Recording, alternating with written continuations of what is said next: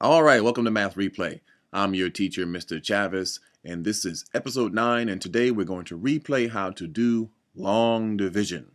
All right, but before we get started, let's review a few terms. Now over here to your left, we have some very important terms when you want to do long division. Now inside the box here, I call this the dividend. Outside the box, we have the divisor. On top of the box, there is the quotient. And when we multiply the quotient and the divisor, we get the product. And when we subtract the product from the dividend, we are left with the remainder. All right, now that's a quick review. Well, let's get started. Now, when I do long division, I have a term I would like to use, a phrase. It's multiply, subtract, bring down. Say it with me. Multiply, subtract, bring down. One more time. Multiply, subtract, bring down. All right, now I have a problem here set up for you already, and I want to use that phrase multiply, subtract, bring down to solve the problem. So let's get started. Let's go over here in our toolbox, and let's pick the color red. Okay, here we go. Now, the first thing I like to do is I like to identify my times tables. In this case, the divisor, I'm going to be dealing with the 3 times tables. So the first thing I want to do is I want to multiply. I want to multiply 3 times a number to get me as close as possible to the first digit here in my dividend. Now, since I know my timetables, I will multiply 3 times 1. Now, the key thing here is you want to get as close as possible to the number itself. So 3 times 1 is exactly 3. Now, the next step after multiplication is subtract. Multiply, subtract. 3 take away 3 is 0. And the next step, as you know, is bring down, yes. So we'll bring down the next digit in the number. Now from here, we repeat the steps. We multiply, subtract, bring down, then multiply, subtract, bring down, again and again until we are finished. Okay, so let's continue. So I brought down my number. The next step is to multiply again. So I go back to my 3 times tables. I ask myself 3 times what number could get me close to 4? And it happens to be 1 again. So 3 times 1 is 3, yes. The next step is to subtract, correct? And so 4, I take away 3, I am left with 1. The next step after subtraction is what? Bring down, yes. So we'll bring down this next number in the dividend, and that happens to be 7, which makes it 17. Then I repeat the steps again. I go back to multiplication. 3 times what number can get me close to 17? 3 times 5, yes, 3 times 5. 3 times 5 is 15, correct? And I subtract, remember, multiply, subtract. And then I'm going to bring down, yes, bring down the next number, which was 25, makes the number 25. And after I bring down, what's the next step?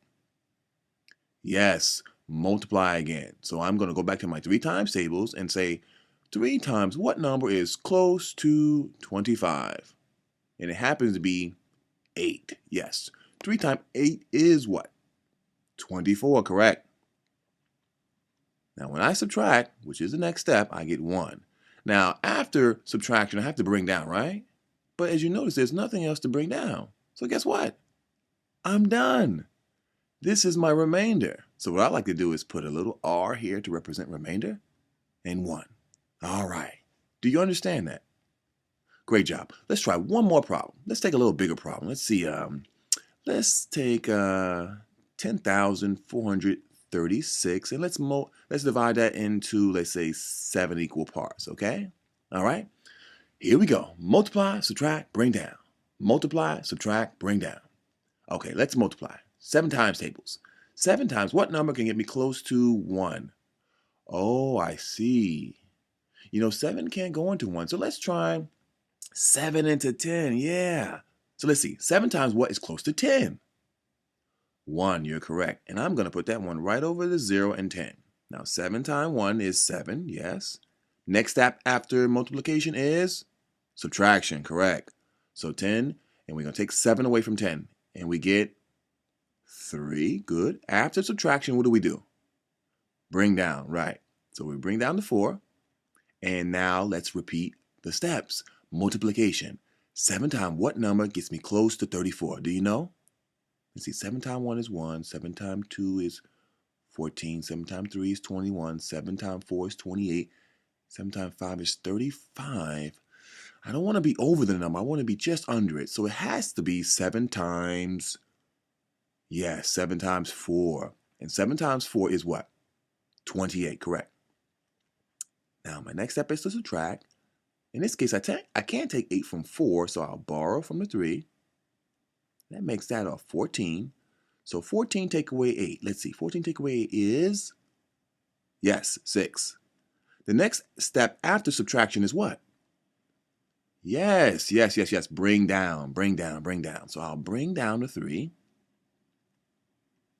Oh, okay, now I need to know 7 times what number could get me close to 63?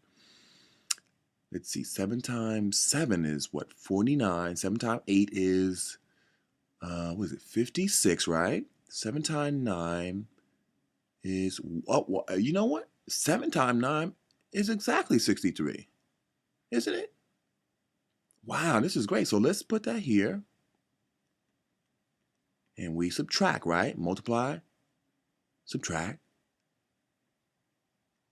bring down, repeat the steps again, back to multiply again, right? So 7 times what number is close to 6? Well, 7 times 1 is 7. We can't be over the number, so it has to be 0, right? And 7 times 0 is 0. And guess what? We have the number 6 as our remainder.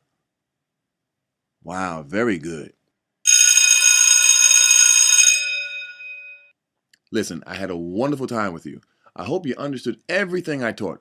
If you didn't, feel free to rewind this episode and replay it again. I'll see you next time on Math Replay.